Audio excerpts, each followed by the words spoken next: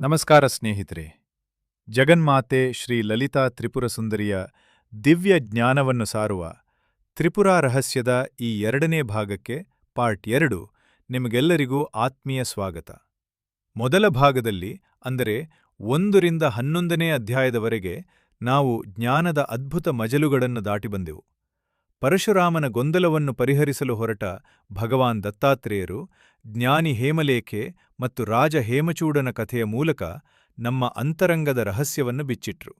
ಅಲ್ಲದೆ ಈ ಇಡೀ ಜಗತ್ತು ಆ ಶುದ್ಧ ಚೈತನ್ಯದ ಶಿವನ ಕನ್ನಡಿಯ ಮೇಲಿನ ಕೇವಲ ಒಂದು ಪ್ರತಿಬಿಂಬ, ಇದೊಂದು ಪರಮಾತ್ಮನ ಕನಸು ಎಂಬ ಅತಿದೊಡ್ಡ ಸತ್ಯವನ್ನು ನಾವು ಅರಿತೆವು. ವಿಡಿಯೋದ ಈ ಭಾಗದಲ್ಲಿ ನಾವು ಈ ಪ್ರಪಂಚದ ಕನಸಿನಿಂದ ಎಚ್ಚರಗೊಂಡು ಅಂತಿಮ ವಿಮೋಚನೆಯನ್ನು ಸಾಧಿಸುವತ್ತ ನಮ್ಮ ಜ್ಞಾನದ ಪ್ರಯಾಣವನ್ನು ಮುಂದುವರಿಸೋಣ. ಸ್ನೇಹಿತರೆ, ಜಗತ್ತು ಕೇವಲ ಚೈತನ್ಯದ ಪ್ರತಿಬಿಂಬ ಎಂದು ದತ್ತಾತ್ರೇಯರು ವಿವರಿಸಿದರೂ ಪರಶುರಾಮನ ಮನಸ್ಸಿನಲ್ಲಿದ್ದ ಒಂದು ದೊಡ್ಡ ಗೊಂದಲ ಇನ್ನೂ ಬಗೆಹರಿದಿರಲಿಲ್ಲ.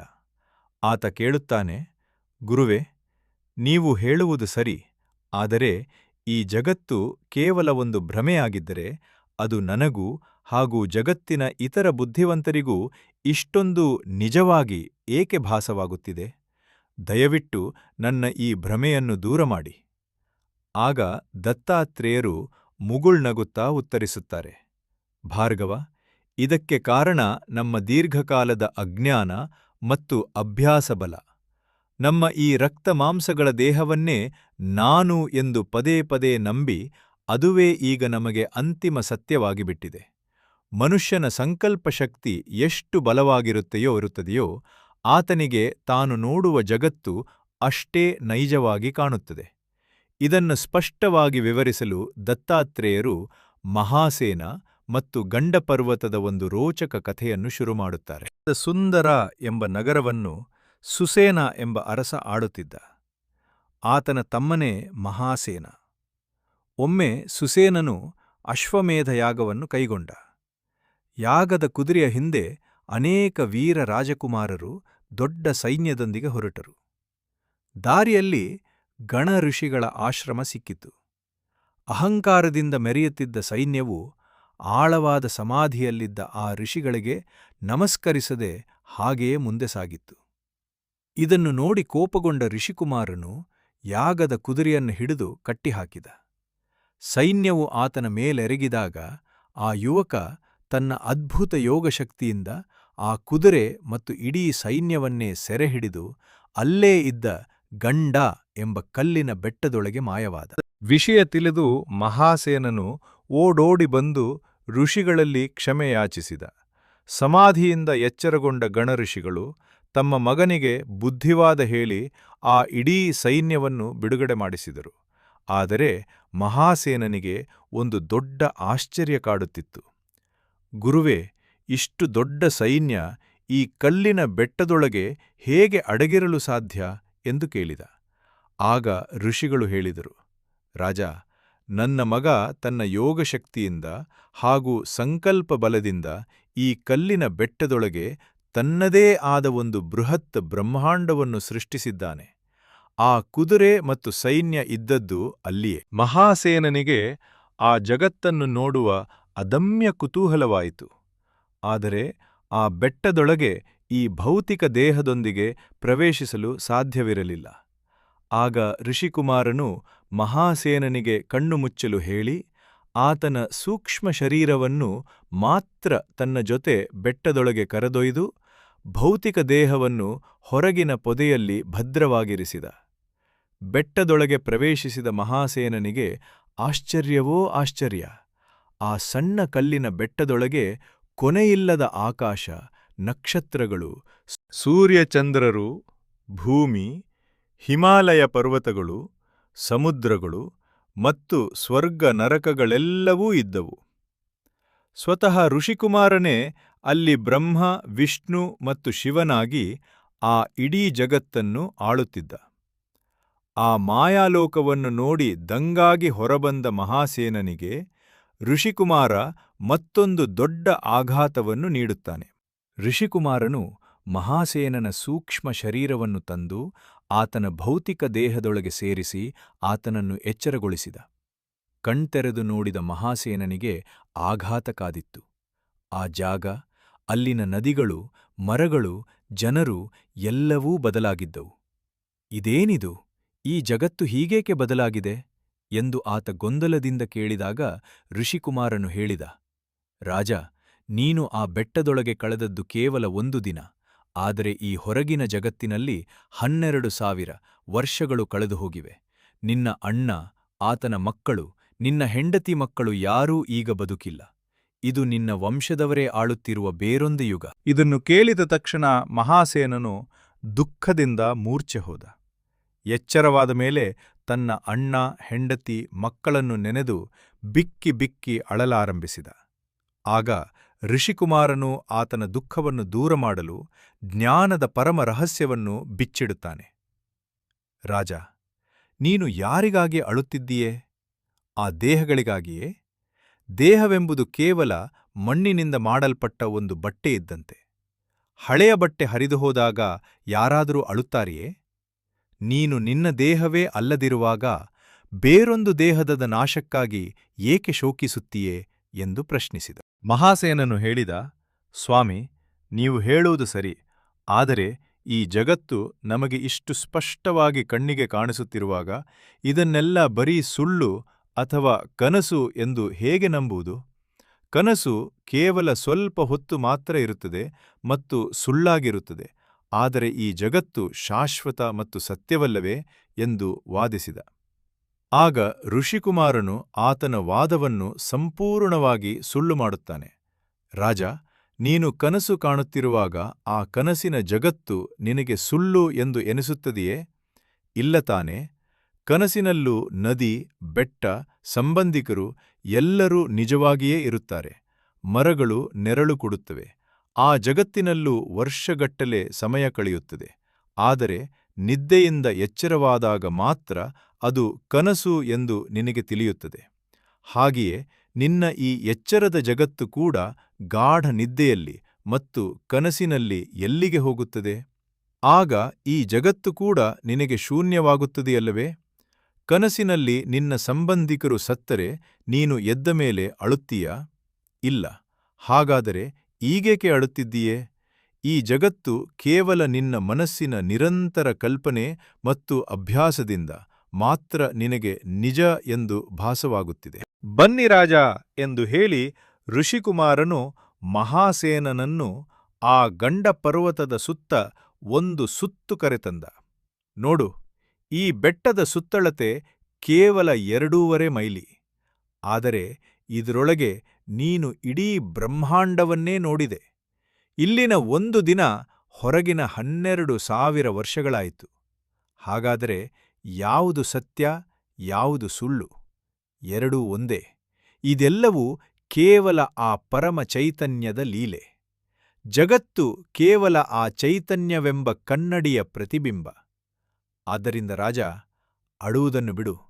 ಈ ಜಗತ್ತೆಂಬ ಕನಸಿನಿಂದ ಎಚ್ಚರಗೊಂಡು ಎಲ್ಲವನ್ನೂ ಬೆಳಗುತ್ತಿರುವ ನಿನ್ನೊಳಗಿನ ಆ ಶುದ್ಧ ಅರಿವನ್ನು ಸಾಕ್ಷಾತ್ಕಾರ ಮಾಡಿಕೋ ಎಂದು ಋಷಿಕುಮಾರನು ಬೋಧಿಸಿದ. ಸ್ನೇಹಿತರೆ, ಋಷಿಕುಮಾರನ ಆ ತಾರ್ಕಿಕವಾದ ಮಾತುಗಳನ್ನು ಕೇಳಿದ ಮಹಾಸೇನನಿಗೆ ತಾನು ನೋಡುತ್ತಿರುವ ಈ ಜಗತ್ತು ನಿಜಕ್ಕೂ ಒಂದು ಕನಸು ಎಂಬ ಸತ್ಯ ಅರ್ಥವಾಯಿತು. ಆತನ ದುಃಖವೆಲ್ಲ ಮಾಯವಾಯಿತು. ಆದರೆ ಆತನ ಮನಸ್ಸಿನಲ್ಲಿ ಒಂದು ಅತಿದೊಡ್ಡ ಪ್ರಶ್ನೆ ಮೂಡಿತು.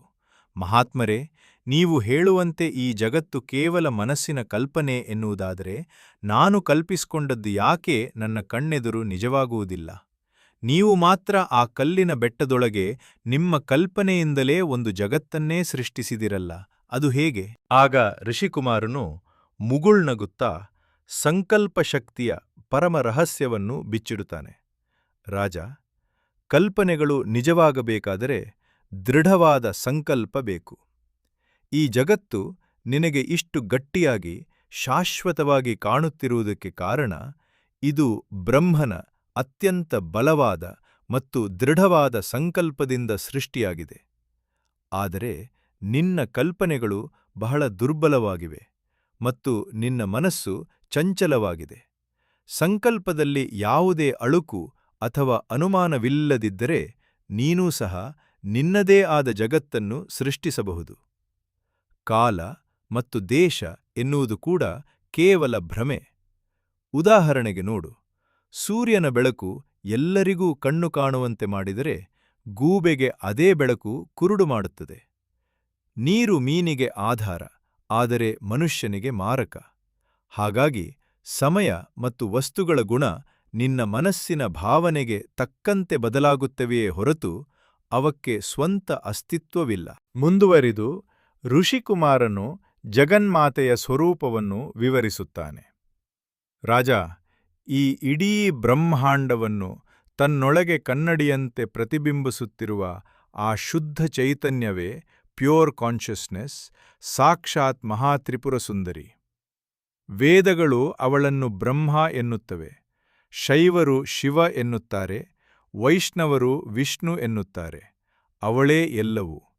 ಕನ್ನಡಿಯ ಮೇಲೆ ಎಷ್ಟೇ ಚಿತ್ರಗಳು ಮೂಡಿಬಂದರೂ ಕನ್ನಡಿ ಹೇಗೆ ಶುದ್ಧವಾಗಿಯೇ ಇರುತ್ತದೆಯೋ ಹಾಗೆಯೇ ಈ ಸೃಷ್ಟಿ, ಲಯ, ಎಚ್ಚರ, ನಿದ್ದೆ ಎಲ್ಲವೂ ಆ ಚೈತನ್ಯದ ಮೇಲೆ ಮೂಡುವ ಚಿತ್ರಗಳಷ್ಟೇ. ಅವಳ ಅರಿವಿನ ಬೆಳಕಿಲ್ಲದೆ ಈ ಜಗತ್ತೇ ಇಲ್ಲ. ಆದ್ದರಿಂದ ರಾಜ, ನಾನು ಈ ದೇಹ ಎಂಬ ಭ್ರಮೆಯನ್ನು ಬಿಡು. ನಾನೇ ಆ ಶುದ್ಧ ಚೈತನ್ಯ ಎಂದು ನಿರಂತರವಾಗಿ ಧ್ಯಾನಿಸು ಎಂದು ಋಷಿಕುಮಾರನು ಉಪದೇಶಿಸಿದ. ಕಥೆಯನ್ನು ಮುಗಿಸುತ್ತಾ ದತ್ತಾತ್ರೇಯರು ಪರಶುರಾಮನಿಗೆ ಹೇಳುತ್ತಾರೆ, ನೋಡಿದ್ಯಾ ಭಾರ್ಗವ, ಋಷಿಕುಮಾರನ ಉಪದೇಶದಿಂದ ಮಹಾಸೇನನು ತನ್ನ ಭ್ರಮೆಯಿಂದ ಹೊರಬಂದ. ಆತ ಸಮಾಧಿ ಸ್ಥಿತಿಯನ್ನು ಅಭ್ಯಾಸ ಮಾಡಿ ಬದುಕಿರುವಾಗಲೇ ಜೀವನ್ಮುಕ್ತನಾದನು.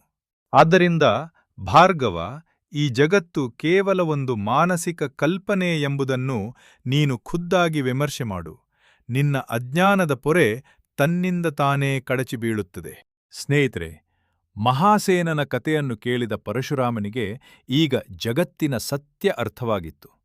ಆದರೆ ಆತನ ಮನಸ್ಸಿನಲ್ಲಿ ಇನ್ನೂ ಕೆಲವು ದೊಡ್ಡ ಗೊಂದಲಗಳಿದ್ದವು. ಆತ ದತ್ತಾತ್ರೇಯರನ್ನು ಕೇಳಿದ, ಗುರುವೇ, ಆತ್ಮ ಎನ್ನುವುದು ಕೇವಲ ಶುದ್ಧ ಅರಿವು ಎನ್ನುವುದಾದರೆ ಅದನ್ನು ನಾನು ತಿಳಿಯುವುದು ಹೇಗೆ? ಅರಿವನ್ನೇ ಅರಿಯಲು ಹೇಗೆ ಸಾಧ್ಯ? ಮತ್ತು ಆತ್ಮಸಾಕ್ಷಾತ್ಕಾರ ಪಡೆದ ಮಹಾತ್ಮರ ನಡವಳಿಕೆಯಲ್ಲಿ ಇಷ್ಟೊಂದು ವ್ಯತ್ಯಾಸಗಳೇಕಿವೆ? ಕೆಲವರು ಧ್ಯಾನದಲ್ಲಿ ಮುಳುಗಿರುತ್ತಾರೆ, ಕೆಲವರು ರಾಜ್ಯಭಾರ ಮಾಡುತ್ತಾರೆ, ಮತ್ತೆ ಕೆಲವರು ಹುಚ್ಚರಂತೆ ಆಡುತ್ತಾರೆ. ಮುಕ್ತಿ ಒಂದೇ ಆಗಿದ್ದರೆ ಇವರ ವರ್ತನೆಗಳು ಏಕೆ ಬೇರೆಯಾಗಿವೆ? ದತ್ತಾತ್ರೇಯರು ಮುಗುಳ್ನಗುತ್ತಾ ಉತ್ತರಿಸುತ್ತಾರೆ, ಭಾರ್ಗವ, ನಿನ್ನ ಪ್ರಶ್ನೆಗಳು ಬಹಳ ಸೂಕ್ಷ್ಮವಾಗಿವೆ. ನೀನು ಈ ಜ್ಞಾನವನ್ನು ಕೇವಲ ಬೌದ್ಧಿಕವಾಗಿ ಅರ್ಥಮಾಡಿಕೊಂಡಿದ್ದೀಯೇ ಹೊರತು ಅದನ್ನು ಅನುಭವಿಸಿಲ್ಲ. ಕನಸಿನಲ್ಲಿ ಸಿಕ್ಕಿದ ದೊಡ್ಡ ನಿಧಿ ಎಚ್ಚರವಾದ ಮೇಲೆ ಹೇಗೆ ಉಪಯೋಗಕ್ಕೆ ಬರುವುದಿಲ್ಲವೋ ಹಾಗೆಯೇ ಕೇವಲ ಪುಸ್ತಕಗಳಲ್ಲಿ ಓದಿದ ಬೌದ್ಧಿಕ ಜ್ಞಾನ ನಿನ್ನನ್ನು ಮುಕ್ತನನ್ನಾಗಿಸುವುದಿಲ್ಲ. ಇದನ್ನು ವಿವರಿಸಲು ದತ್ತಾತ್ರೇಯರು ವೇದಕಾಲದ ಒಂದು ಪ್ರಸಿದ್ಧವಾದ ಕಥೆಯನ್ನು ಹೇಳುತ್ತಾರೆ. ಹಿಂದೆ ಜನಕ ಮಹಾರಾಜನ ಆಸ್ಥಾನದಲ್ಲಿ ಒಂದು ದೊಡ್ಡ ಯಜ್ಞ ನಡೆಯುತ್ತಿತ್ತು. ಜಗತ್ತಿನ ಅತಿದೊಡ್ಡ ಪಂಡಿತರು ಅಲ್ಲಿ ಸೇರಿದ್ದರು. ಆಗ ವರುಣನ ಮಗನಾದ ವಾರುಣಿ ಎಂಬ ಅಹಂಕಾರಿ ಪಂಡಿತನೊಬ್ಬ ಬಂದು ಅಲ್ಲಿನ ಎಲ್ಲಾ ಋಷಿಗಳನ್ನು ತಾರ್ಕಿಕ ವಾದದಲ್ಲಿ ಸೋಲಿಸಿ ಸಮುದ್ರದಲ್ಲಿ ಮುಳುಗಿಸುತ್ತಿದ್ದ. ಇದನ್ನು ತಿಳಿದ ಅಷ್ಟಾವಕ್ರ ಎಂಬ ಯುವಜ್ಞಾನಿ ಜನಕನ ಆಸ್ಥಾನಕ್ಕೆ ಬಂದು ವಾರುಣಿಯನ್ನು ವಾದದಲ್ಲಿ ಸೋಲಿಸಿ ತನ್ನ ತಂದೆ ಮತ್ತು ಇತರ ಋಷಿಗಳನ್ನು ರಕ್ಷಿಸಿದ. ಇದರಿಂದ ಅಷ್ಟಾವಕ್ರನಿಗೆ ಅಹಂಕಾರ ಬಂದು ಆತ ಆಸ್ಥಾನದಲ್ಲಿದ್ದ ಇತರ ಋಷಿಗಳನ್ನು ಕಡೆಗಣಿಸಿ ಮಾತನಾಡಲಾರಂಭಿಸಿದ. ಆಗ ಆ ಸಭೆಗೆ ಮ್ಯಾಜಿಕ್ನಂತೆ ಒಬ್ಬ ತೇಜಸ್ವಿಯಾದ ಯುವ ಸನ್ಯಾಸಿನಿ ಪ್ರವೇಶಿಸುತ್ತಾಳೆ. ಆಕೆ ನೇರವಾಗಿ ಅಷ್ಟಾವಕ್ರನನ್ನು ನೋಡಿ ಕೇಳುತ್ತಾಳೆ, ಎಲೆ ಯುವಕನೇ, ನೀನು ದೊಡ್ಡ ಪಂಡಿತನಿದ್ದೀಯೆ. ಸರಿ, ಯಾವ ಸ್ಥಿತಿಯನ್ನು ತಲುಪಿದರೆ ಮನುಷ್ಯನ ಎಲ್ಲಾ ಆಸೆ ಗೊಂದಲಗಳು ನಾಶವಾಗಿ ಅಮರತ್ವ ಸಿಗುತ್ತದೆಯೋ ಆ ಆತ್ಮದ ಬಗ್ಗೆ ನನಗೆ ವಿವರಿಸು. ಅಹಂಕಾರದಿಂದ ಬೀಗುತ್ತಿದ್ದ ಅಷ್ಟಾವಕ್ರ ತಾನು ಪುಸ್ತಕಗಳಲ್ಲಿ ಓದಿದ್ದನ್ನೆಲ್ಲ ಒಪ್ಪಿಸುತ್ತಾನೆ. ಆತ್ಮವು ಅನಾದಿ, ಶುದ್ಧ ಚೈತನ್ಯ. ಜಗತ್ತೆಲ್ಲವೂ ಅದರಲ್ಲಿ ಮೂಡುವ ಕನ್ನಡಿಯ ಪ್ರತಿಬಿಂಬವಷ್ಟೇ. ಆದರೆ ಆತ್ಮವನ್ನು ಯಾರೂ ಅರಿಯಲು ಸಾಧ್ಯವಿಲ್ಲ, ಏಕೆಂದರೆ ಅಲ್ಲಿ ಆತ್ಮವನ್ನು ಬಿಟ್ಟು ಅರಿಯುವವನು ಯಾರೂ ಇಲ್ಲ ಎಂದು ಬಡಬಡಿಸುತ್ತಾನೆ. ಆಗ ಆ ಸನ್ಯಾಸಿನಿ ನಕ್ಕು ಹೇಳುತ್ತಾಳೆ, ಅಷ್ಟಾವಕ್ರ, ಒಂದು ಕಡೆ ಆತ್ಮದಿಂದ ಅಮರತ್ವ ಸಿಗುತ್ತದೆ ಎನ್ನುತ್ತೀಯೇ, ಇನ್ನೊಂದು ಕಡೆ ಅದನ್ನು ಅರಿಯಲು ಸಾಧ್ಯವೇ ಇಲ್ಲ ಎನ್ನುತ್ತೀಯೇ. ನೀನು ಪುಸ್ತಕದಲ್ಲಿ ಓದಿ ಬಾಯ್ಪಾಠ ಮಾಡಿದ್ದೀಯೇ ಹೊರತು ಆ ಆತ್ಮವನ್ನು ನೀನು ಖುದ್ದಾಗಿ ಅನುಭವಿಸಿಲ್ಲ. ಕನ್ನಡಿಯ ಮೇಲಿನ ಚಿತ್ರವನ್ನು ನೋಡುತ್ತಿದ್ದೀಯೇ ಹೊರತು ಆ ಕನ್ನಡಿಯನ್ನು ನೀನು ನೋಡಿಯೇ ಇಲ್ಲ. ಜನಕನ ಆಸ್ಥಾನದಲ್ಲಿ ನಿಂತು ಹೀಗೆ ಸುಳ್ಳು ಹೇಳಲು ನಿನಗೆ ನಾಚಿಕೆಯಾಗುವುದಿಲ್ಲವೇ? ಸನ್ಯಾಸಿನಿಯ ಆ ಮಾತಿನಿಂದ ಅಷ್ಟಾವಕ್ರನ ಅಹಂಕಾರವೆಲ್ಲ ಕರಗಿ ನೀರಾಗುತ್ತದೆ. ಆತ ತಲೆಬಾಗಿ ಆಕೆಗೆ ಶರಣಾಗುತ್ತಾನೆ. ಆಗ ಆಕೆ ವೇದಾಂತದ ಅಂತಿಮ ಸತ್ಯವನ್ನೇ ಹೇಳುತ್ತಾಳೆ. ಮಗು, ಬರೀ ತರ್ಕದಿಂದ ಆತ್ಮವನ್ನು ಅರಿಯಲು ಸಾಧ್ಯವಿಲ್ಲ.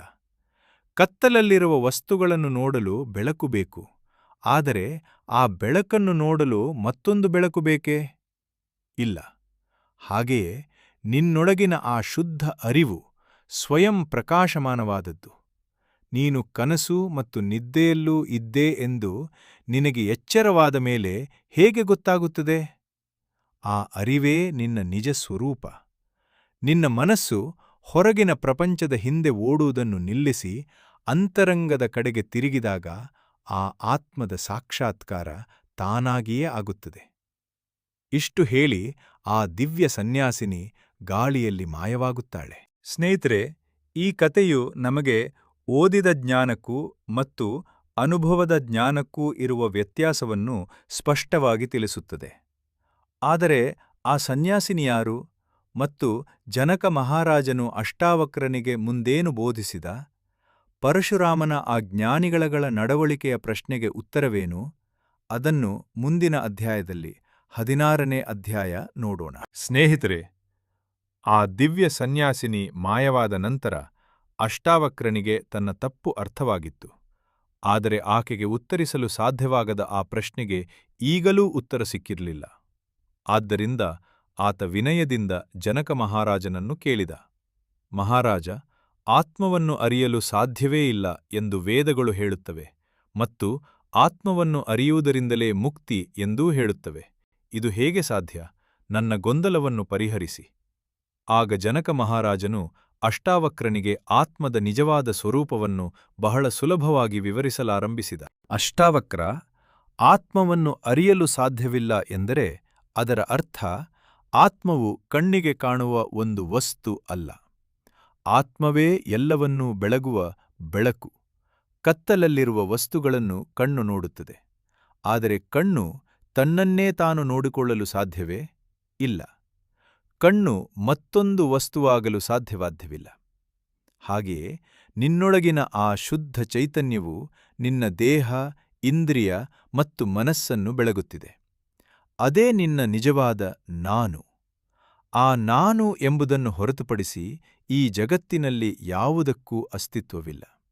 ಆದ್ದರಿಂದ ಅದನ್ನು ಹೊರಗಡೆ ಹುಡುಕುವ ಬದಲು ನಿನ್ನ ಮನಸ್ಸನ್ನು ಬೇರೆಲ್ಲ ಆಲೋಚನೆಗಳಿಂದ ಹಿಂದಕ್ಕೆ ಎಳೆದುಕೊಂಡರೆ ಆ ಶುದ್ಧ ಅರಿವು ತಾನಾಗಿಯೇ ಬೆಳಗುತ್ತದೆ. ಕನ್ನಡಿಯ ಮೇಲಿನ ಚಿತ್ರಗಳನ್ನು ಅಳಿಸಿದಾಗ ಕನ್ನಡಿ ತಾನಾಗಿಯೇ ಕಾಣುವಂತೆ. ಇದನ್ನು ಕೇಳಿದ ಅಷ್ಟಾವಕ್ರನಿಗೆ ಮತ್ತೊಂದು ಬಲವಾದ ಅನುಮಾನ ಬಂತು. ಮಹಾರಾಜ, ಆಲೋಚನೆಗಳು ಇಲ್ಲದಿರುವ ಮನಸ್ಸೇ ಆತ್ಮ ಎನ್ನುವುದಾದರೆ, ನಾವು ಪ್ರತಿದಿನ ಮಾಡುವ ಗಾಢ ನಿದ್ದೆಯಲ್ಲೂ ಯಾವ ಆಲೋಚನೆಗಳೂ ಇರುವುದಿಲ್ಲವಲ್ಲ? ಹಾಗಾದರೆ ನಿದ್ದೆ ಮಾಡುವುದೇ ಮುಕ್ತಿಯೇ? ನಿದ್ದೆಗೂ ಮತ್ತು ಧ್ಯಾನಕ್ಕೂ ಏನು ವ್ಯತ್ಯಾಸ? ಜನಕ ಮಹಾರಾಜನು ಮುಗುಳ್ನಗುತ್ತಾ ಹೇಳಿದ, ಇದು ಬಹಳ ಮುಖ್ಯವಾದ ಪ್ರಶ್ನೆ. ನಿದ್ದೆಯಲ್ಲಿ ಆಲೋಚನೆಗಳು ಇರುವುದಿಲ್ಲ ನಿಜ, ಆದರೆ ಅಲ್ಲಿ ಕೇವಲ ಅಜ್ಞಾನದ ಕತ್ತಲು ಇರುತ್ತದೆ. ಕನ್ನಡಿಯ ಮೇಲೆ ಕಪ್ಪು ಬಣ್ಣ ಬಳಿದರೆ ಅದರಲ್ಲಿ ಚಿತ್ರಗಳು ಕಾಣುವುದಿಲ್ಲ ನಿಜ, ಆದರೆ ಅದರಿಂದ ಕನ್ನಡಿಯೇನಾದರೂ ಅಶುದ್ಧವಾಯಿತೇ? ಇಲ್ಲ ತಾನೆ?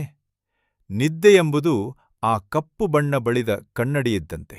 ಆದರೆ ಸಮಾಧಿ ಅಥವಾ ಆತ್ಮಸಾಕ್ಷಾತ್ಕಾರ ಎಂದರೆ ಹಾಗಲ್ಲ. ಅದು ಸಂಪೂರ್ಣ ಜಾಗರೂಕತೆಯ ಸ್ಥಿತಿ. ಅಲ್ಲಿ ಆಲೋಚನೆಗಳು ಇರುವುದಿಲ್ಲ, ಆದರೆ ಪರಮಪ್ರಜ್ಞೆಯು ಬೆಳಗುತ್ತಿರುತ್ತದೆ. ಇನ್ನೊಂದು ಗುಟ್ಟು ಹೇಳುತ್ತೇನೆ ಕೇಳು. ನಾವೆಲ್ಲರೂ ನಮ್ಮ ದಿನನಿತ್ಯದ ಎಚ್ಚರದ ಸ್ಥಿತಿಯಲ್ಲೂ ಈ ಸಮಾಧಿಯನ್ನು ಕ್ಷಣಕಾಲ ಅನುಭವಿಸುತ್ತಿರುತ್ತೇವೆ. ಒಂದು ಆಲೋಚನೆ ಮುಗಿದು ಮತ್ತೊಂದು ಆಲೋಚನೆ ಶುರುವಾಗುವ ನಡುವಿನ ಆ ಸಣ್ಣ ವಿರಾಮ ಇದೆಯಲ್ಲ, ಅದು ಸಂಪೂರ್ಣ ಆಲೋಚನೆ ರಹಿತವಾದ ಶುದ್ಧ ಸ್ಥಿತಿ. ಅದೇ ಸಮಾಧಿ. ಆದರೆ ನಮ್ಮ ಮನಸ್ಸು ಎಷ್ಟು ವೇಗವಾಗಿ ಓಡುತ್ತಿರುತ್ತದೆ ಎಂದರೆ ನಮಗೆ ಆ ಕ್ಷಣದ ಪರಿಚಯವೇ ಆಗುವುದಿಲ್ಲ. ಆದ್ದರಿಂದ ಅಷ್ಟಾವಕ್ರ ಕೇವಲ ನಿದ್ದೆ ಮಾಡುವುದು ಮುಕ್ತಿಯಲ್ಲ. ಮನಸ್ಸಿನ ಆಲೋಚನೆಗಳನ್ನು ನಿಲ್ಲಿಸಿ ನಿನ್ನೊಳಗಿನ ಆ ಶುದ್ಧ ಅರಿವಿನ ಐ ಆಮ್ ಕಡೆಗೆ ಎಚ್ಚರದಿಂದ ಗಮನಹರಿಸುವುದೇ ನಿಜವಾದ ಸಮಾಧಿ. ಅದೇ ಸಾಕ್ಷಾತ್ ಜಗನ್ಮಾತೆ ಎಂದು ಜನಕ ಮಹಾರಾಜನು ಬೋಧಿಸಿದ. ಸ್ನೇಹಿತರೆ, ಆಲೋಚನೆಗಳ ನಡುವಿನ ಆ ಸಣ್ಣ ಗ್ಯಾಪ್ ಅನ್ನು ಗಮನಿಸುವುದೇ ಸಮಾಧಿ ಎಂಬ ಜನಕ ಮಹಾರಾಜನ ಈ ಮಾತು ಎಷ್ಟೊಂದು ಅದ್ಭುತವಾಗಿದೆ ಅಲ್ಲವೇ? ನಾವೂ ಕೂಡ ಇದನ್ನು ನಮ್ಮ ದೈನಂದಿನ ಕೆಲಸಗಳ ನಡುವೆ ಪ್ರಯತ್ನಿಸಬಹುದು. ಆದರೆ ಈ ಸಮಾಧಿ ಸ್ಥಿತಿಯನ್ನು ತಲುಪುವುದು ಹೇಗೆ? ಮತ್ತು ದತ್ತಾತ್ರೇಯರು ಪರಶುರಾಮನಿಗೆ ಮುಂದೆ ಏನು ಹೇಳಿದರು ಎಂಬುದನ್ನು 17ನೇ ಅಧ್ಯಾಯದಲ್ಲಿ ನೋಡೋಣ. ನಮ್ಮ ದಿನನಿತ್ಯದ ಎಚ್ಚರದ ಸ್ಥಿತಿಯಲ್ಲೂ ನಾವು ಸಮಾಧಿಯನ್ನು ಕ್ಷಣಕಾಲ ಅನುಭವಿಸುತ್ತಿರುತ್ತೇವೆ ಎಂದು ಜನಕ ಮಹಾರಾಜರು ಹೇಳಿದ್ದನ್ನು ಕೇಳಿ ಅಷ್ಟಾವಕ್ರನಿಗೆ ಅಚ್ಚರಿಯಾಗಿತ್ತು. ಆತ ಕೇಳಿದ, ಮಹಾರಾಜ, ಆ ಕ್ಷಣಿಕ ಸಮಾಧಿ ಎಂದರೆ ಹೇಗಿರುತ್ತದೆ? ದಯವಿಟ್ಟು ವಿವರಿಸಿ. ಆಗ ಜನಕ ಮಹಾರಾಜರು ನಮ್ಮ ದಿನನಿತ್ಯದ ಜೀವನದ ಕೆಲವು ಅದ್ಭುತ ಉದಾಹರಣೆಗಳನ್ನು ನೀಡುತ್ತಾರೆ. ಅಷ್ಟಾವಕ್ರ ಮನುಷ್ಯನಿಗೆ ಅತಿಯಾದ ಸಂತೋಷವಾದಾಗ ಅಥವಾ ತಾನು ಪ್ರೀತಿಸುವವರನ್ನು ಆಲಂಗಿಸಿಕೊಂಡಾಗ ಆತನ ಮನಸ್ಸು ಒಂದು ಕ್ಷಣ ಸಂಪೂರ್ಣವಾಗಿ ನಿಶ್ಚಲವಾಗುತ್ತದೆ ಅಲ್ಲವೇ? ಅದೇ ರೀತಿ ತೀವ್ರವಾದ ಭಯವಾದಾಗ ಅಥವಾ ಅತಿಯಾದ ದುಃಖವಾದಾಗಲೂ ಆತನ ಆಲೋಚನೆಗಳು ಒಂದು ಕ್ಷಣ ಸ್ತಬ್ಧವಾಗುತ್ತವೆ. ಅಷ್ಟೇ ಯಾಕೆ, ದೂರದಲ್ಲಿರುವ ವಸ್ತುವೊಂದನ್ನು ನೋಡುವಾಗ ನಮ್ಮ ಕಣ್ಣು ಈ ದೇಹವನ್ನು ಬಿಟ್ಟು ಆ ವಸ್ತುವನ್ನು ತಲುಪುವ ನಡುವಿನ ಆ ಅತೀ ಸಣ್ಣ ಸಮಯ ಇಂಟರ್ವಲ್ ಇದೆಯಲ್ಲ, ಅಲ್ಲಿಯೂ ಮನಸ್ಸು ಶೂನ್ಯವಾಗಿರುತ್ತದೆ. ಆ ಗ್ಯಾಪ್ ಅಥವಾ ಆಲೋಚನೆ ರಹಿತ ಸ್ಥಿತಿಯೇ ಆ ಕ್ಷಣಿಕ ಸಮಾಧಿ. ಇದನ್ನು ಕೇಳಿದ ಅಷ್ಟಾವಕ್ರನಿಗೆ ಮತ್ತೊಂದು ಅನುಮಾನ ಶುರುವಾಯಿತು. ಹಾಗಾದರೆ ಮಹಾರಾಜ, ನಾವೆಲ್ಲರೂ ಪ್ರತಿದಿನ ಇಂಥ 100 ಸಮಾಧಿಗಳನ್ನು ಅನುಭವಿಸುತ್ತಿರುವಾಗ ನಾವೆಲ್ಲರೂ ಏಕೆ ಮುಕ್ತರಾಗಿಲ್ಲ? ನಮ್ಮ ಅಜ್ಞಾನವೇಕೆ ನಾಶವಾಗಿಲ್ಲ? ಜನಕ ಮಹಾರಾಜರು ಮುಗುಳ್ನಗುತ್ತಾ ವೇದಾಂತದ ಅತಿದೊಡ್ಡ ರಹಸ್ಯವನ್ನು ಬಿಚ್ಚಿಡುತ್ತಾರೆ. ಅಷ್ಟಾವಕ್ರ, ಕೇವಲ ಆಲೋಚನೆಗಳು ನಿಲ್ಲುವುದರಿಂದ ಅಜ್ಞಾನ ನಾಶವಾಗುವುದಿಲ್ಲ. ಅದು ಕೇವಲ ಚಿತ್ರಗಳಿಲ್ಲದ ಖಾಲಿ ಕ್ಯಾನ್ವಾಸ್ ಇದ್ದಂತೆ. ಆ ಕತ್ತಲೆಯ ಕೋಣೆಯಲ್ಲಿರುವ ರತ್ನವನ್ನು ಗುರುತಿಸಲು ಕೇವಲ ಕಣ್ಣು ತೆರೆದರೆ ಸಾಲದು. ಅದರ ಜೊತೆಗೆ ಆ ರತ್ನದ ಬಗ್ಗೆ ನಿನಗೆ ತಿಳಿವಳಿಕೆ ಇರಬೇಕು. ಅದರ ಬಗ್ಗೆ ಅರಿವಿಲ್ಲದವನು ಆ ರತ್ನವನ್ನು ಬರೀ ಕಲ್ಲು ಎಂದುಕೊಳ್ಳುತ್ತಾನೆ. ಹಾಗೆ ಆ ಕ್ಷಣಿಕ ಸಮಾಧಿಗಳಲ್ಲಿ ನಮ್ಮ ನಿಜವಾದ ಸ್ವರೂಪ ಬೆಳಗುತ್ತಿದ್ದರೂ ನಾನೇ ಆ ಶುದ್ಧ ಚೈತನ್ಯ ಎಂಬ ಜ್ಞಾನ ನಮಗಿಲ್ಲದಿರುವುದರಿಂದ ನಾವು ಅದನ್ನು ಗುರುತಿಸದೆ ವಾಪಸ್ ಪ್ರಪಂಚದ ಭ್ರಮೆಗೆ ಜಾರುತ್ತೇವೆ. ಹಾಗಾದರೆ ಮುಕ್ತಿಯ ಮಾರ್ಗವೇನು ಎಂದು ಕೇಳಿದ ಅಷ್ಟಾವಕ್ರನಿಗೆ ಜನಕರು ತಮ್ಮದೇ ಉದಾಹರಣೆ ನೀಡುತ್ತಾರೆ. ಕೇಳು ಅಷ್ಟಾವಕ್ರ, ಒಮ್ಮೆ ನಾನು ನನ್ನ ಉದ್ಯಾನವನದಲ್ಲಿ ವಿಲಾಸದಲ್ಲಿ ಮುಳುಗಿದ್ದಾಗ ಅಂತರಿಕ್ಷದಿಂದ ಕೆಲವು ದಿವ್ಯ ಗೀತೆಗಳು ಕೇಳಿಸಿದವು. ಅವು ನನಗೆ ನನ್ನ ನಿಜವಾದ ಆತ್ಮಸ್ವರೂಪವನ್ನು ಬೋಧಿಸಿದವು. ಆ ತಕ್ಷಣವೇ ನಾನು ಧ್ಯಾನಮಗ್ನನಾಗಿ ಆ ಪರಮಾನಂದವನ್ನು ಅನುಭವಿಸಿದೆ. ಆದರೆ ಧ್ಯಾನದಿಂದ ಎಚ್ಚರವಾದ ಮೇಲೆ ನಾನು ಮತ್ತೆ ಧ್ಯಾನಕ್ಕೆ ಮರಳಲು ಪ್ರಯತ್ನಿಸಿದೆ. ಆಗ ನನಗೆ ಅರ್ಥವಾಯಿತು, ನಾನೇ ಆ ಅನಂತವಾದ ಆನಂದ ಸ್ವರೂಪ ಆಗಿರುವಾಗ ನಾನೇಕೆ ಕಣ್ಣು ಮುಚ್ಚಿ ಕುಳಿತು ಅದನ್ನು ಹುಡುಕಬೇಕು? ಈ ದೇಹ, ಮನಸ್ಸು ಮತ್ತು ಜಗತ್ತೆಲ್ಲವೂ ನನ್ನೊಳಗಿನಿಂದಲೇ ಸೃಷ್ಟಿಯಾಗಿವೆ. ಹಾಗಾಗಿ ನಾನು ಧ್ಯಾನದಲ್ಲಿದ್ದರೂ ಒಂದೇ, ಪ್ರಪಂಚದ ಕೆಲಸ ಮಾಡುತ್ತಿದ್ದರೂ ಒಂದೇ. ಕಣ್ಣು ಮುಚ್ಚಿದರಷ್ಟೇ ಸಮಾಧಿ ಎನ್ನುವುದು ಭ್ರಮೆ. ಕಣ್ಣು ತೆರೆದು ಜಗತ್ತಿನ ಪ್ರತಿಯೊಂದು ಘಟನೆಯನ್ನೂ ನಿನ್ನದೇ ಆತ್ಮದ ಒಂದು ರೂಪ ಎಂದು ನೋಡುವ ಸಹಜ ಸಮಾಧಿಯೇ ಅಂತಿಮ ಮುಕ್ತಿ. ಸ್ನೇಹಿತರೆ, ಜನಕ ಮಹಾರಾಜನ ಈ ಉಪದೇಶವನ್ನು ಕೇಳಿದ ಅಷ್ಟಾವಕ್ರ ತನ್ನ ಊರಿಗೆ ಹಿಂತಿರುಗಿ ಆ ಜ್ಞಾನವನ್ನು ಅಭ್ಯಾಸ ಮಾಡಿ ಬದುಕಿರುವಾಗಲೇ ಜೀವನ್ಮುಕ್ತನಾಗುತ್ತಾನೆ. ದತ್ತಾತ್ರೇಯರು ಪರಶುರಾಮನಿಗೆ ಹೇಳಿದ ಈ ಕಥೆ ನಮಗೂ ಸಹಜ ಸಮಾಧಿಯ ಮಹತ್ವವನ್ನು ತಿಳಿಸಿಕೊಡುತ್ತದೆ. ಆದರೆ ಪರಶುರಾಮನಿಗೆ ಮೋಕ್ಷ ಅಥವಾ ಬಿಡುಗಡೆ ಎಂದರೇನು ಎಂಬ ಬಗ್ಗೆ ಇನ್ನೂ ಸ್ವಲ್ಪ ಗೊಂದಲವಿತ್ತು. ಆತ ದತ್ತಾತ್ರೇಯರನ್ನು ಕೇಳಿದ, ಗುರುವೇ, ಜಗತ್ತೆಲ್ಲವೂ ಕೇವಲ ಕನ್ನಡಿಯ ಮೇಲಿನ ಪ್ರತಿಬಿಂಬವಾದರೆ ಈ ಜಗತ್ತಿನ ಬಂಧನದಿಂದ ಮೋಕ್ಷ ಪಡೆಯುವುದು ಹೇಗೆ? ಆಗ ದತ್ತಾತ್ರೇಯರು ಮುಗುಳ್ನಗುತ್ತಾ ಬಹಳ ಅದ್ಭುತವಾದ ಸತ್ಯವೊಂದನ್ನು ಬಿಚ್ಚಿಡುತ್ತಾರೆ. ಭಾರ್ಗವ, ಮೋಕ್ಷ ಎನ್ನುವುದು ಸ್ವರ್ಗದಲ್ಲಾಗಲಿ ಪಾತಾಳದಲ್ಲಾಗಲಿ ಸಿಗುವ ವಸ್ತುವಲ್ಲ, ಅಥವಾ ಅದು ಹೊಸದಾಗಿ ನೀನು ಸಂಪಾದಿಸಬೇಕಾದದ್ದೂ ಅಲ್ಲ. ಒಂದು ವೇಳೆ ಮೋಕ್ಷವನ್ನು ಹೊಸದಾಗಿ ಪಡೆಯಬೇಕು ಎನ್ನುವುದಾದರೆ ಪಡೆದದ ಮೋಕ್ಷ ನಾಳೆ ಕಳೆದು ಹೋಗಲೂಬಹುದು ಅಲ್ಲವೇ? ಯಾವುದು ಶಾಶ್ವತವಲ್ಲವೋ ಅದು ಮೋಕ್ಷ ಹೇಗಾಗುತ್ತದೆ? ನಿಜವಾಗಿ ಹೇಳಬೇಕೆಂದರೆ ಮೋಕ್ಷ ಎಂದರೆ ನಿನ್ನ ಶುದ್ಧ ಅರಿವಿನ ಸಹಜ ಸ್ಥಿತಿ. ನೀನು ಯಾವತ್ತೂ ಬಂಧನದಲ್ಲಿಯೇ ಇರಲಿಲ್ಲ.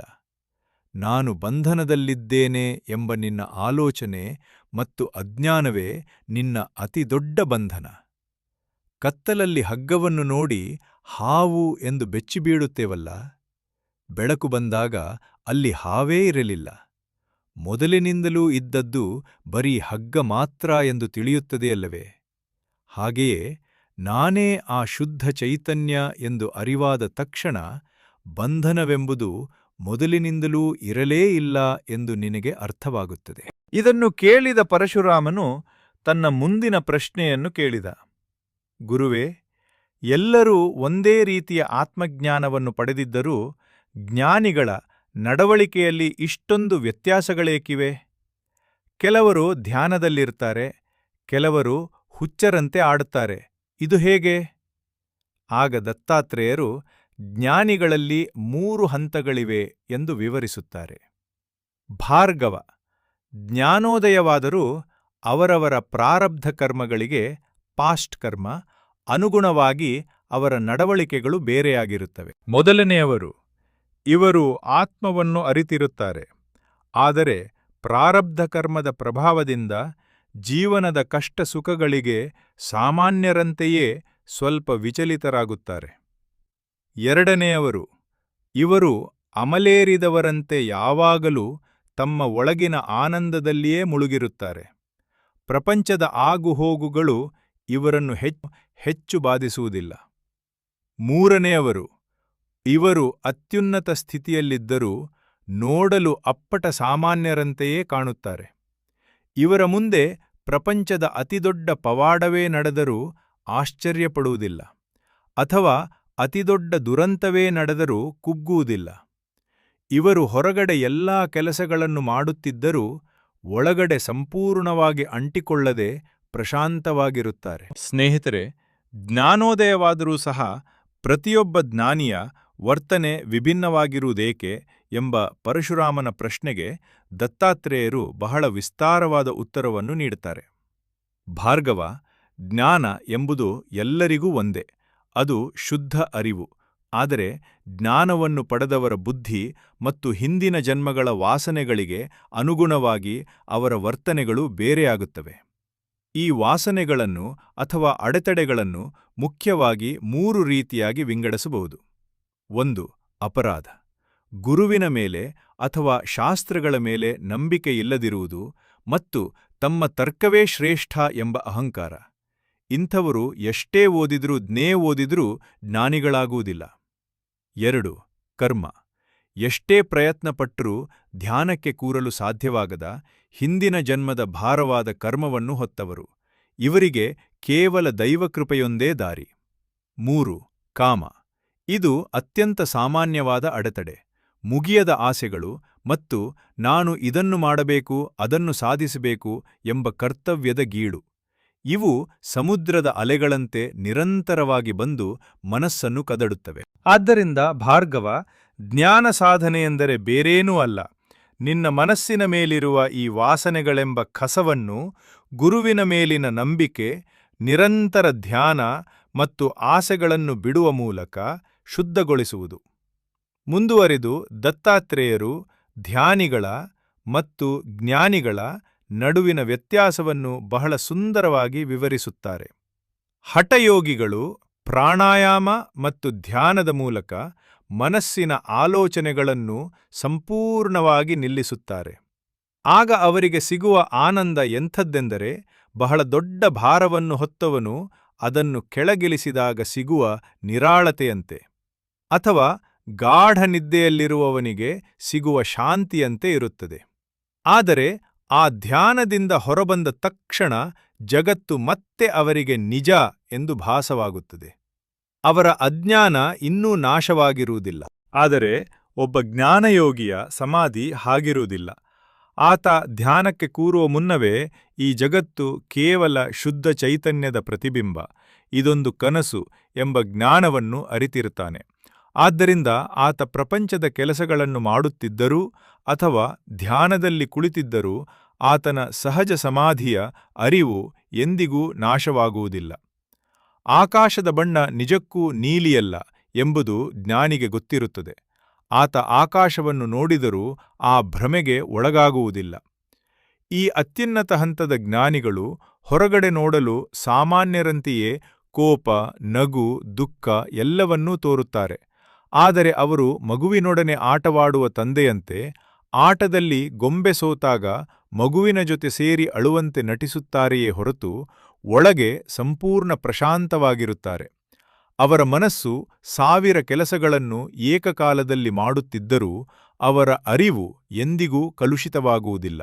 ಅವರೇ ನಿಜವಾದ ಜೀವನ್ಮುಕ್ತರು. ಸ್ನೇಹಿತರೆ, ಸಹಜ ಸಮಾಧಿ ಎಂದರೆ ಕಾಡಿನಲ್ಲಿ ಕಣ್ಣು ಮುಚ್ಚಿ ಕೂರುವುದಲ್ಲ, ಬದಲಿಗೆ ಸಂಸಾರದಲ್ಲಿದ್ದುಕೊಂಡೇ ಒಳಗಿನ ಅರಿವನ್ನು, ಸೆಲ್ಫ್ ಅವೇರ್ನೆಸ್, ಕಳೆದುಕೊಳ್ಳದಿರುವುದು ಎಂಬ ದತ್ತಾತ್ರೇಯರ ಈ ಮಾತು ನಮಗೆಲ್ಲರಿಗೂ ಅತ್ಯಂತ ಪ್ರಾಯೋಗಿಕವಾದ ಪಾಠವಾಗಿದೆ. ದತ್ತಾತ್ರೇಯರು ಪರಶುರಾಮನಿಗೆ ಈಗ ಅತ್ಯಂತ ಪುರಾತನವಾದ ಮತ್ತು ಪವಿತ್ರವಾದ ವಿದ್ಯಾಗೀತೆಯನ್ನು ಹೇಳಲಾರಂಭಿಸುತ್ತಾರೆ. ಒಮ್ಮೆ ಬ್ರಹ್ಮಲೋಕದಲ್ಲಿ ಸನಕ, ವಸಿಷ್ಠ, ವಿಶ್ವಾಮಿತ್ರ, ವ್ಯಾಸರಂತಹ ಮಹಾನ್ ಋಷಿಗಳೆಲ್ಲರೂ ಸೇರಿದ್ದರು. ಅವರೆಲ್ಲರ ನಡುವೆ ಒಂದು ದೊಡ್ಡ ಚರ್ಚೆ ಶುರುವಾಯಿತು. ನಮ್ಮೆಲ್ಲರ ಸಾಧನೆಯ ಮಾರ್ಗಗಳು ಬೇರೆ ಬೇರೆಯಾಗಿವೆ.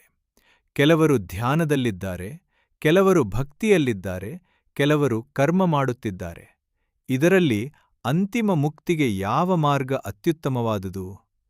ಈ ಪ್ರಶ್ನೆಗೆ ಬ್ರಹ್ಮನಿಗೂ ಕೈಲಾಸದಲ್ಲಿದ್ದ ಶಿವನಿಗೂ ಖಚಿತವಾದ ಉತ್ತರ ನೀಡಲು ಸಾಧ್ಯವಾಗಲಿಲ್ಲ. ಆಗ ಶಿವನು ಹೇಳಿದ, ಮಹರ್ಷಿಗಳೇ, ಬನ್ನಿ, ನಾವೆಲ್ಲರೂ ಸೇರಿ ಆ ಪರಮ ಪ್ರಜ್ಞೆಯಾದ ಜಗನ್ಮಾತೆಯನ್ನು ಧ್ಯಾನಿಸೋಣ. ಆಕೆಯೇ ನಮಗೆ ದಾರಿ ತೋರುತ್ತಾಳೆ. ಬ್ರಹ್ಮ, ವಿಷ್ಣು, ಶಿವ ಮತ್ತು ಎಲ್ಲಾ ಋಷಿಗಳು ಒಟ್ಟಾಗಿ ಪ್ರಾರ್ಥಿಸಿದಾಗ ಆಕಾಶದಿಂದ ಸಾಕ್ಷಾತ್ ಮಹಾತ್ರಿಪುರ ಸುಂದರಿಯ ದಿವ್ಯವಾಣಿ ಮೊಳಗಿತು. ಮಹರ್ಷಿಗಳೇ, ನಿಮ್ಮ ಪ್ರಶ್ನೆಗಳನ್ನು ಕೇಳಿ. ನನ್ನ ಭಕ್ತರ ಆಸೆಗಳನ್ನು ನಾನು ಎಂದಿಗೂ ನಿರಾಸೆ ಮಾಡುವುದಿಲ್ಲ. ಆಗ ಋಷಿಗಳು ಭಕ್ತಿಯಿಂದ, ಹೇ ಜಗನ್ಮಾತೆ, ನಿನ್ನ ನಿಜವಾದ ಸ್ವರೂಪವೇನು? ನಿನ್ನನ್ನು ತಲುಪುವ ಅತ್ಯುತ್ತಮ ಮಾರ್ಗ ಯಾವುದು?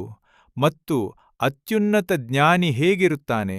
ದಯವಿಟ್ಟು ನಮಗೆ ವಿವರಿಸು ಎಂದು ಬೇಡಿಕೊಂಡರು. ಆಗ ಜಗನ್ಮಾತೆಯು ವಿದ್ಯಾಗೀತೆಯನ್ನು ಬೋಧಿಸುತ್ತಾಳೆ. ಮಹರ್ಷಿಗಳೇ ಕೇಳಿ, ನಾನೇ ಈ ಜಗತ್ತಿನ ಮೂಲ ಚೈತನ್ಯ.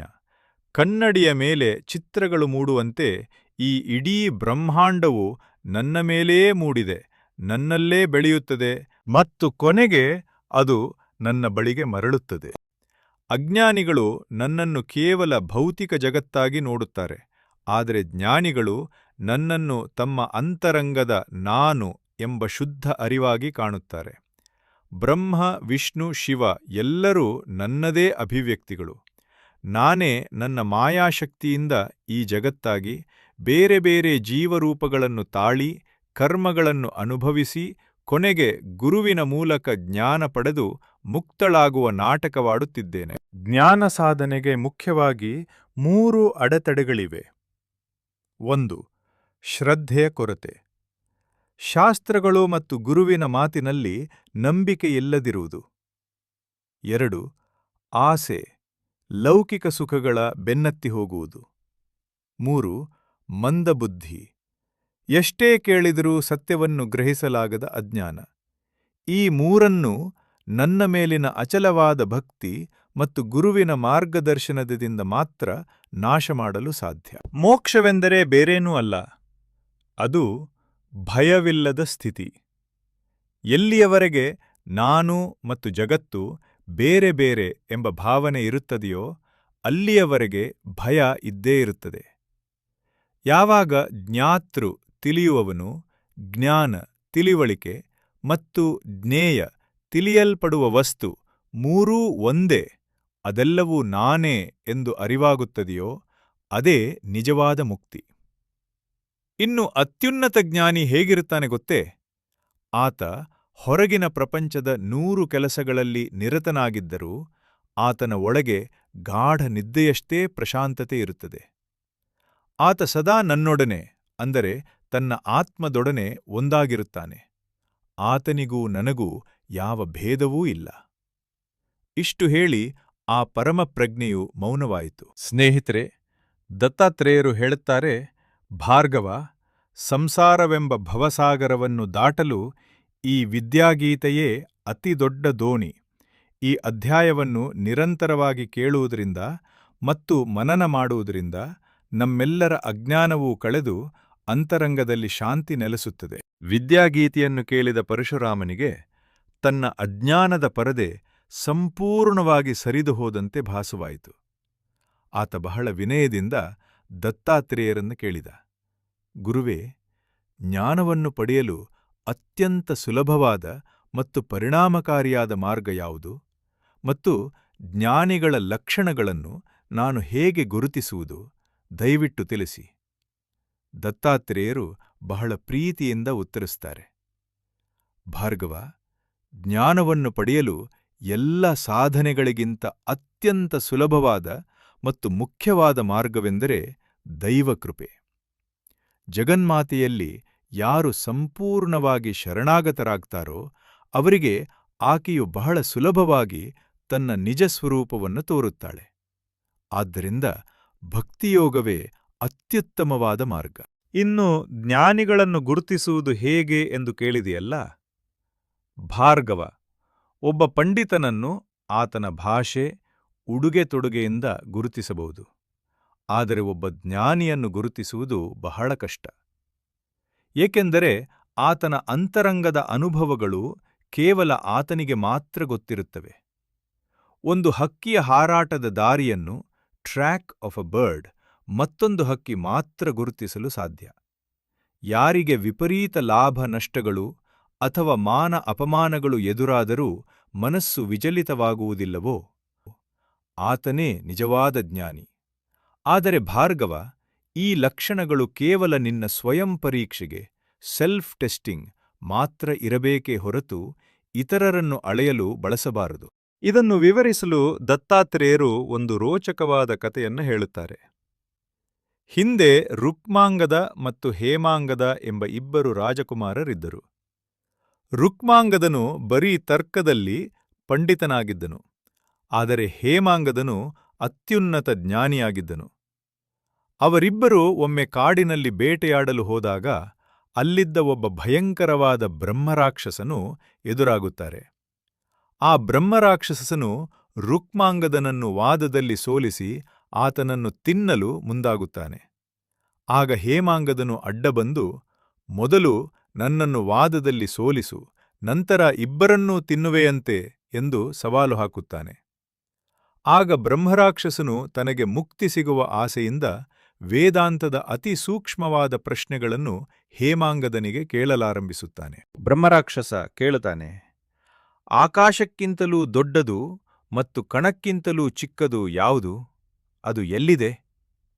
ಹೇಮಾಂಗದ ಉತ್ತರಿಸುತ್ತಾನೆ, ಅದೇ ಶುದ್ಧ ಅರಿವು, ಅದು ಜಗತ್ತಿನ ಕಣಕಣದಲ್ಲೂ ಮತ್ತು ನಿನ್ನ ಅಂತರಂಗದ ನಾನು ಎಂಬುದರಲ್ಲೂ ಇದೆ. ಬ್ರಹ್ಮರಾಕ್ಷಸ, ಯಾವಾಗಲೂ ಬೆಳಗುತ್ತಿರುವ ಆ ಅರಿವು ನಮಗ್ಯಾಕೆ ಕಾಣಿಸುತ್ತಿಲ್ಲ? ಹೇಮಾಂಗದ, ಅಜ್ಞಾನದಿಂದ. ನಾನೇ ಈ ದೇಹ ಎಂದುಕೊಳ್ಳುವ ಅಹಂಕಾರವೇ ಜನ್ಮಗಳಿಗೆ ಕಾರಣ. ಬ್ರಹ್ಮರಾಕ್ಷಸ, ಈ ಅಜ್ಞಾನವನ್ನು ನಾಶ ಮಾಡುವುದು ಹೇಗೆ? ಅದಕ್ಕೆ ಮೂಲ ಕಾರಣವೇನು? ಹೇಮಾಂಗದ, ತೀವ್ರವಾದ ಆತ್ಮವಿಚಾರಣೆಯಿಂದ ಅಜ್ಞಾನ ನಾಶವಾಗುತ್ತದೆ. ಇದಕ್ಕೆಲ್ಲದಕ್ಕೂ ಮೂಲ ಕಾರಣ ದೈವಕೃಪೆ. ಭಗವಂತನ ಮೇಲಿನ ಪ್ರೀತಿ ಮತ್ತು ಜ್ಞಾನಿಗಳ ಸಂಗದಿಂದ ಈ ಕೃಪೆ ಲಭಿಸುತ್ತದೆ. ಬ್ರಹ್ಮರಾಕ್ಷಸ, ಯಾರಿಗೆ ಯಾವಾಗಲೂ ಭಯವಿರುತ್ತದೆ ಮತ್ತು ಯಾರು ನಿರ್ಭಯವಾಗಿರುತ್ತಾರೆ? ಹೇಮಾಂಗದ, ಅತಿಯಾದ ಸಂಪತ್ತಿರುವವನಿಗೆ ಸದಾ ಭಯ. ಆದರೆ ಯಾವುದರ ಮೇಲೂ ಮೋಹವಿಲ್ಲದವನು ಸಂಪೂರ್ಣ ನಿರ್ಭಯವಾಗಿರುತ್ತಾನೆ. ಬ್ರಹ್ಮರಾಕ್ಷಸ, ಯಾವುದು ಸತ್ಯ ಮತ್ತು ಯಾವುದು ಸುಳ್ಳು? ಹೇಮಾಂಗದ, ತಿಳಿಯುವವನಾದ ನಿನ್ನ ಅಂತರಂಗದ ಆತ್ಮ ಒಂದೇ ಸತ್ಯ.